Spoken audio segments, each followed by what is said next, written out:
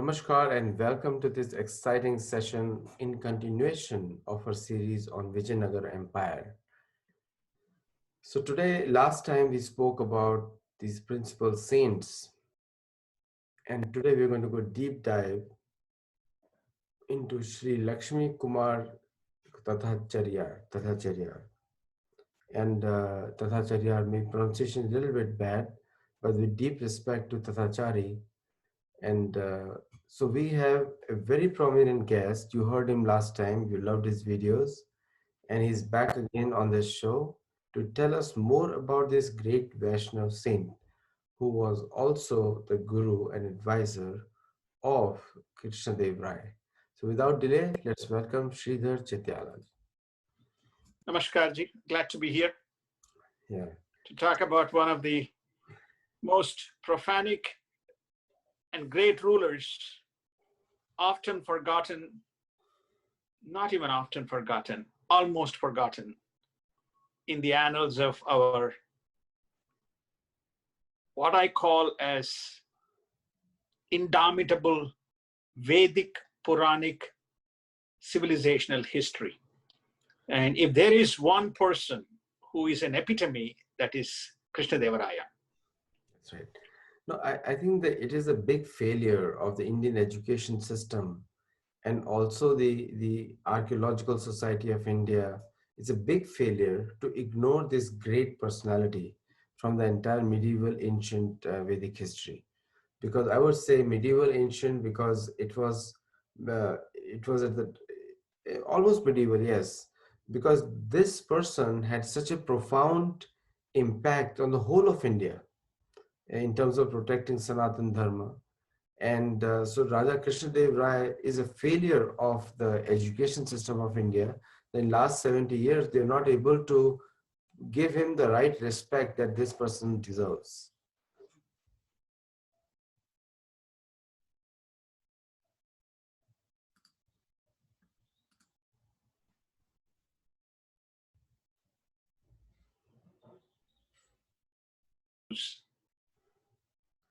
Yes. So coming back to you, so we'll discuss this Tathachari. So can you tell us something about who is this Tathachari and how it is important to the history of Krishna Devaraya?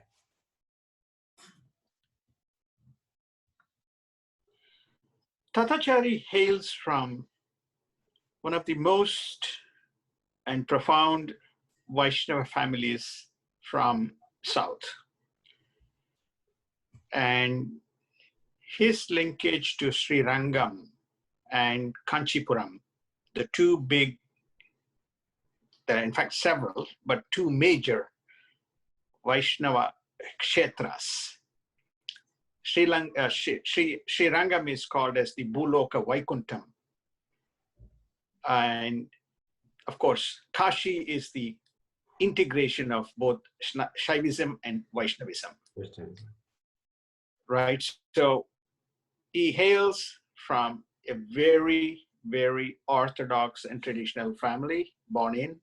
The tradition has it that he was fed by the goddess herself in Sri Rangam. And he attained greatness through all the things that he did during the course of his life. It is very fortuitous that his lifespan overlapped with that of Krishna Devaraya. Their family have served both the Chandragiri as well as the Krishna Devaraya dynasties. And so they have a very strong patriarchal linkage. He is called as the rajaguru of Vijayanagara Empire. That means he's the supreme teacher and trainer and mentor and philosopher behind the evolution of Krishna Devaraya as a personality. So this, if you look at his timelines, it is in the same time as Chaitanya Mahaprabhu, or he's before that? No, around the same time. Same. around the same time, and around the same time as the other great Vaishnava Sampradaya, which is Vyasatirtha. Vyasatirtha. Same Yeah, time, 500 same years. time. Yeah, just, overlaps. It's See, the amazing thing about that, they're basically three, you have the Sringeri, you have the Vyasatirtha, then you have the Ramanuja Vedanta Desika, then you have the Harikatha, which is your Chaitanya, plus his period also overlaps with Ashtadikgajas. Okay? yes. Krishna Devaraya had Ashtadikgajas, supreme scholars in literature. Each one is competent to be a scholar in their own right. But so you can see that how the gods came together to create this unique combination of forces which supported, like the Ashtadikgajas, which is namely the 8 elephants holding. He held. Without Vijayanagara, there is no Hinduism in its present form. Correct. In its present form. It would, I'm not suggesting that our Vedic heritage goes away, but the point is that there are several pillars, symbolic pillars that exist today because most of the common humans relate to the symbolic pillars, right? That's what they do. Temples, architecture, some important milestones. So standing tall amongst this is obviously Tirumala. Tirupati Devasthanam stands tall. And of course, there are several temples that we can kind of point to. So the period is very important, as you rightly kind of point out. So one thing comes to my mind is, so if you put the entire timelines in perspective, then from Krishna's disappearance to Nanda is 1150 years. And then you have 137 years Chandragupta Maurya. And then you have 450 years of different kings, 30 kings almost. And then another 106 years of kings. And then you come to close to around, and then you come to around a period where the history is practically absent. So these not documented. Obviously, history cannot be absent. It's just not documented, or people have destroyed those evidences for some reasons or others.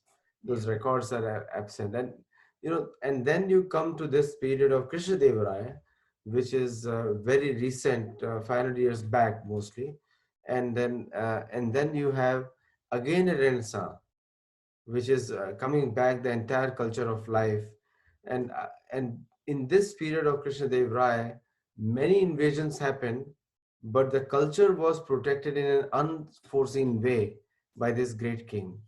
So, and the strength was the Vaishnava culture which he followed, big Vaishnava culture he followed there. So this Tathacharya, has he written publications or books that has given strength to Krishna Devaraya? No, usually the saints do not write about the kings. That is the responsibility of the scholars in the court. For example, Manocharitamu, written by Aladi Peddanna, has the documentation of Krishna Devaraya's kind of works, right? So therefore, whereas what Tatacharya has written is about, as you said, the Sri Vaishnavism. And many of his works, be it on, most of his work resembled that of Ramanujacharya and Vedanta Desika. Some of the works, include, let me give you some of the works. Some of the works include the Hanumata Vimshadi, Nikama Parimalam, then Desika Prabandha Edu. Then he also has done, there's a question mark around who wrote the Panduranga Mahacharitamo, okay, who has written, there's a bit of a doubt. But most of his works are in the library, even today. It is in the library of Tirumala. Okay, so there is records even today of his works.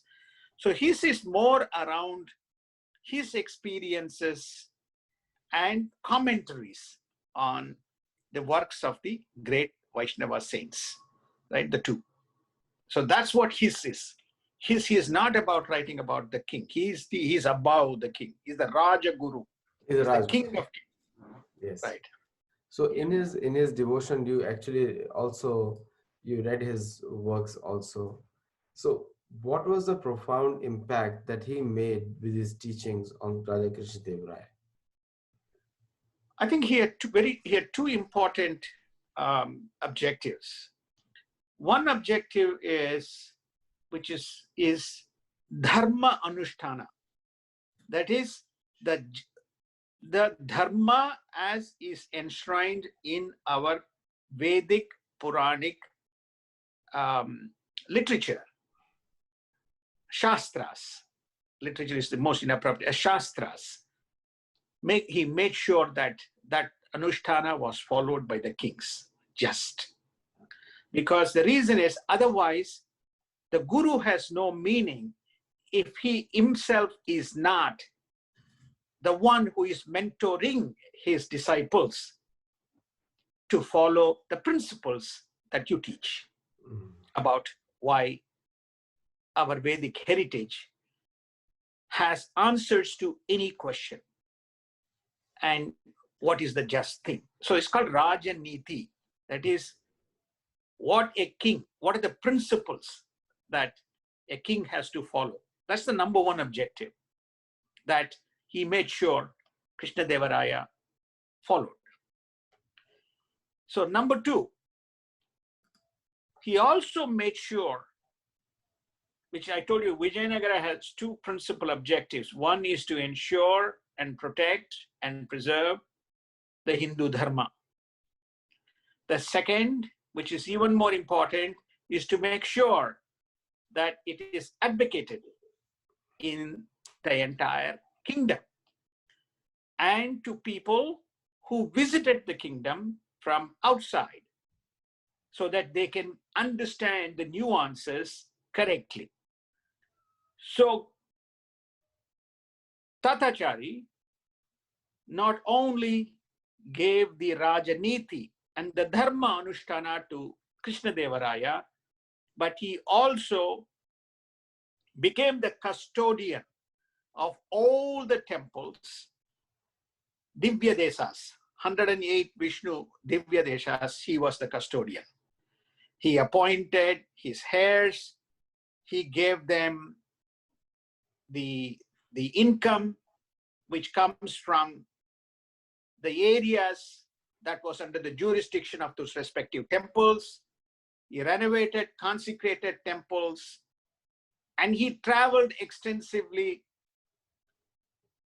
the country, notwithstanding the fact that if you go north or west a little bit, you had the Islamic rulers prevalent. But he traveled extensively to advocate to these temples. Yes, please keep following the Hindu Dharma. Do the Dharma Anushtanas. Doesn't matter who is ruling you. So he followed those two principles, and which is what gave Krishna Devaraya that immense kind of mission behind his activities. He was very fortunate to have two people, Vyasatirtha and Tathacharya. Tathacharya was, of course, the Rajaguru. Vyasatirtha came much later, but he was the Rajaguru. So he did these two things around that time. See, you bring up a very important point, and actually I did cover in my second book also, The Making of a Statesman, where Narad Muni advises Yudhishthir Maharaj on how to rule. And we can see that Yudhishthir was the greatest Samrat ever known to on the earth planet, as per Mahabharata. Now, and here we see Raja Krishna Dev Rai being advised by Tatacharya, and he is the I would say in 500 years back, he's the biggest ruler ever India has ever known, in a way. So Correct. the what inferences we can draw, that the for the kings, it's very important to have good brahmana as an advisor. Just like you need to have a good astrologer, you need a good army chief, you need a good doctor, you also need a good brahman as an advisor to a king. So in the current context today, with to many people around the world, what lessons can the politicians can learn from Tathachari? See, the lessons that one can learn from the Tatacharyas and Krishna Devarayas, and going back to Harihara and Bukka. Without Harihara and Bukka, there is no Vijayanagara. Krishna Devaraya came almost 200 years later. That's Okay, right. with Harihara and Bukka established the Vijayanagara Empire. Following the Rashtriya Dharma is very important for any Rashtra to be successful. Okay, you cannot go to Rome and say, follow the Sanatana Dharma. He That's right. won't understand, though he follows it. Yes. Okay, so India, Bharata Bhumi is a Karma Bhumi, where the roots of our Vedas and our Puranas are based. That's right. If we leave the shores of Karma Bhumi, many of the facets don't apply. So you can't fit a wrong shoe in a wrong leg. And today we are trying to fit a wrong shoe in a leg that doesn't say, this is not my shoe. So the present day, people have forgotten what the Rashtriya Dharma is, which is following our Varnashrama Dharma clearly lays down, right? As you said, a Kshatriya fights. That's his Dharma. He has to protect. He can't say, I won't lift my knife and go and kill the person, because otherwise he's going to kill you. That's right. Right? But you can't tell him, do 14 years of Veda Dhyanam and be a scholar and offer prayer to the temples and so on. In the modern definition, we call it as the competency or adhikara. If you don't have competency, then you don't have the adhikara. I cannot be a cardiologist because I don't have the adhikara. Why? Because I have not acquired the skills and trained myself with that competency. That's right. So today, that Dharma has taken a back seat. The principles and tenets that is laid out that defines our identity has been forgotten, cast aside. While many of the other cultures have tried to, other kind of formats, tried their best to follow, they are also eroding, but try to follow. So I think this is what is going wrong today. To some extent, one can see Modi ji and our Yogi ji following the Dharma. Yeah. Respecting the temples, respecting certain animals, following certain rules, okay, treating people with fairness, while ruling, making sure that the principles are supported. Take the case in Yogi Adityanath. Okay, I send buses, it's crisis, COVID, I bring my people home, I record. That is the Dharma Anushtana. Right. So he follows those principles and he says that's what it is. Tomorrow there is an eclipse. The eclipse, we follow certain anushtanas, which is rules. By the way, COVID, all the rules of the COVID today exist in our Shastras. When you go out, come back in, wash your legs. When you go to some particular place, which is, you come back, put those clothes, have your shower, and then go into the house and do things. No, a COVID has to come to remember the Dharma. which is all there. So the responsibility of Tatacharya was to make sure the kings and subjects followed these principles in the kingdom, so it flourished. When there is dharma, there is very clearly profound happiness in the kingdom. That is so true. Now, if we compare the definition of dharma and also the President Trump's actions, will President Trump's actions in the US also constitute part of dharma? You see, I think that that's why I say, wrong shoe to the wrong leg, right? Because the principles here that are enshrined are less than what, 400 years old, Yes. 300 years old. They are man-written. They change. It's human. Whereas our Vedic Dharma has been practiced for centuries, yugas. It is a transliteration and evolution of experiences. And it is given, that's why we say Shruti, Smruti, Purananam. It is heard, Shruti, it's given by the gods. Nobody questions Shruti. So that's the foundation, right, of our. So in other words, you said, Guru Sishya. Suppose I go on saying, I tell you are my guru, but then I won't follow. I'll go on questioning. Then he is going to say, please find someone else or go to some other school. Yeah. So ours is Vedic heritage, and our rishis have given us, be it from Veda Vyasa to, Mahavishnu to Veda Vyasa, to whether you follow Dvaita Sampradaya or Advaita Sampradaya or Vasishtha Advaita Sampradaya, but the basic rules are the same. It's the same. Right. Yeah. So therefore, this is a very good example of what Tatacharya stood for, as to why there was a Raja Dharma and Rajaniti. Rajaniti. Yeah.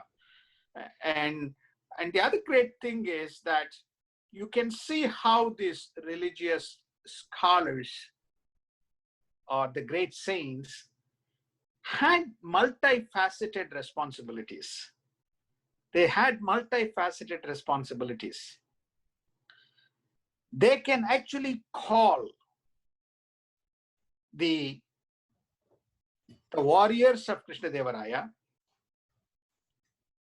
or the army and say, there is unjust activities taking place here. Please make sure. When he was appointed chief minister or manager general or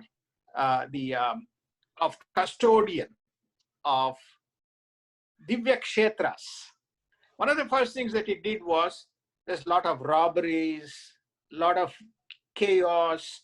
People were making sure that none of the sampradayas and the format of worship and everything was not. So he brought the army and made sure all these unjust people were dealt with.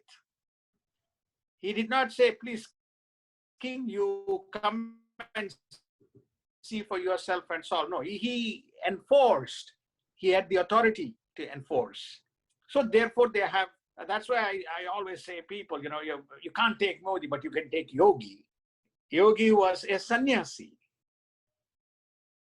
right? But he is also has this Kshatriya nature.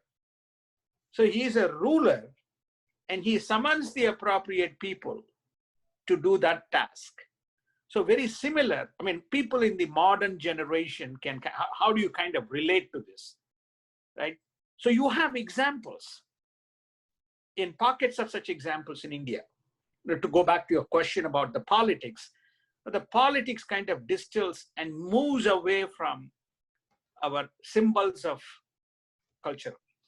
When they move away, then you can't relate. It remains like a book. Okay. Otherwise, you can only read our two great epic Puranas, Mahabharata and Ramayana. What we need today is Tathachari, because we need someone like him. So, Correct. like in every country, there is a position of a head pujari, like a head Yeah. priest. So, like the Vatican is advising, Vatican is a city state, but it is advising on behalf of Catholicism to all the Yeah. countries. Now, India doesn't have that position, and predominantly it's a Vedic culture. So, without being secular minded and trying to please anyone, can there be a position that we can have a person like Tathachari advising the Prime Minister of India, something like that? In fact, I think that because of our various branches of tattvartha or philosophy, there can be a team of 2, 3 players. We can have Ashtadikgajas. Yes, that's a good point. Yeah, we can have Ashtadikgajas to say, okay, we have differences, but Rajaniti is important. Yes. And so we kind of, follow the Rajaniti, right? The answer is yes. If you want to establish Bharata Bhumi to Bharatiya, then what is the guiding principle? The guiding principle is a rajaguru or rajagurus. See, Once upon a time, all the kings, before they go and assume um, their, their specific responsibilities and position, they go to a temple or they go to a guru, they go to gurus. Even today in Karnataka, they go to the Udupi Mata, they will go to Shingeri Mata, they may choose to go to the Vyasa Mata. So they come, they offer their prayers. Doesn't matter whether he is Janata Dal or BJP or whether he is Congress or whether it is maybe Congress in some instances, but not in all instances. All instances they have followed the Anushtara, or as well as the BJP, which does it, right? So that tradition is followed even today because of for a long period of time, even today, some form of Mysore Maharaja exists. correct. It's a kingdom. Right? So there is a semblance of a kingdom. In many of the other places, that's gone, Yes. right? Has gone. So to your point, the answer is yes. Because your guru can say, you are going wrong here. For example, let us take the case of COVID-19. Around the country, so many homas and so many pujas have been performed around the country for the benefit and the welfare, loka samasta, for loka kshema, that we are performing. That is our tradition. That comes from the gurus. No, you put a very good point, Loka Kshemam. And also there is something like Karma Sangraha, Yeah, where the collection of karma is a. So in today's challenging scenario, we already see a great leader in in India, but the dragon of foreign ideologies, I would say, which are not native to India, which have all failed in all those countries. Like we have an example of a church completely failing in Europe in a big way. A lot of exploitation was done, and also the medieval ideology also failing, the Islamic ideology also failing in terms of ruling. The 57 states are a complete failure. Now, India, because of the majority of Sanatan Dharma followers, and especially gurus like Tatacharya, the kind of traditions they have set up, India has excelled despite having all these negative poverty-inducing ideologies. The yeah, church has induced poverty everywhere. Islam has induced poverty everywhere, and also complete destruction of justice. So non-Muslims have and non-Christians have no chance in their roles. But the philosophy of Sanatana Dharma is the only philosophy which carries people together, and of which Tatacharya is a great example of an advisor to the king. So, so in today's scenario, like his teachings hold more relevance. If you can summarize for the students, what are the principal teachings of Tathacharya which can help students who can become more successful if they choose political careers, and if they want to choose other success in life, they can become more successful. Is there anything Correct. that you have which you can share? I think there's at least 4 or 5 key principles that one can infer. Okay, very important. You always have a guru who is a learned person whom you respect, in whichever field. In Western management mindset, you call mentor. You always have to have a mentor, right? So he objectively dispenses the queries that one has. So similarly, one should have a guru. The second is that there's what you call dharmic principles. Now you can take, depending on which faith, which derivative you are, you have certain dharmic principles. Questions on the dharmic principles, you reach out to your guru, obtain clarifications, follow the dharmic principles in the evolution of your journey. Because life is a learning. Your guru goes with you and he cares only for you. He doesn't like that one-on-one, he cares. He may care for millions of people, but in the engagement, you feel it's one-on-one. So that's the second. The third, which is very important, look after your subjects. You have a custody for your subjects. How did Tatacharya dispense those? He constructed this free feeding facilities for the poor people. The Annadana Kshetra, Stalas. He gave people who can afford for education, he gave. People who got to get married. So you have to look after the subjects. You got to look after your people. Okay, so number 3. 4, never forget the roots, which is your Dharma. He revived, consecrated, protected, and all the temples were back to normalcy and people could go and offer. That's part of your DNA as being whichever derivative you form. It's the kind of the 4th. And the last, you are given, whichever field you are in, you have a task. And the task that is given to you should be dispensed, or the objectives to be dispensed. Otherwise, don't choose the job. Don't choose the job. For example, Timmarasu, who was a philosopher, who was an advisor, who subsequently was, he's a saint also. He's a very learned scholar. But he gave Rajaniti and Rajatantra to Krishna Devaraya. That's how he conquered the Prajapatis in the East. They were unconquerable, great warriors, Gajapatis. So the 5th principle is for you to kind of be ready to take on and dispense the task, because that is your dharma. You cannot have waverance in your mind, whether I am following this rule or not following this rule, right? So these are the 5 principles, which is effectively a guru, sishya, the dharmic, looking after the subjects, learning and getting the competency, and then dispensing your task, which is given to you.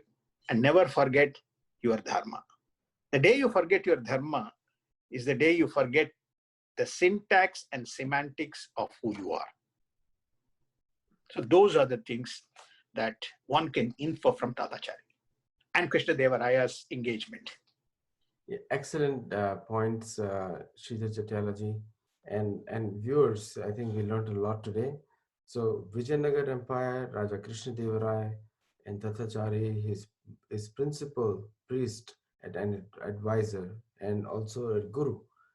So we heard what kind of teachings that and discussions they must be having, and there are a lot of books of the Tatacharya, which I can share the link on the YouTube link. For those who watch it live, thank you so much, and those who are going to watch the recordings, thank you also very much. But Sridhar Chittalaji, always a pleasure to speak with you, and thank you for coming on the session. Namaskar. Namaskar ji. Thank you so much. I hope I was able to respond to some of the questions that you have. Thank you so much.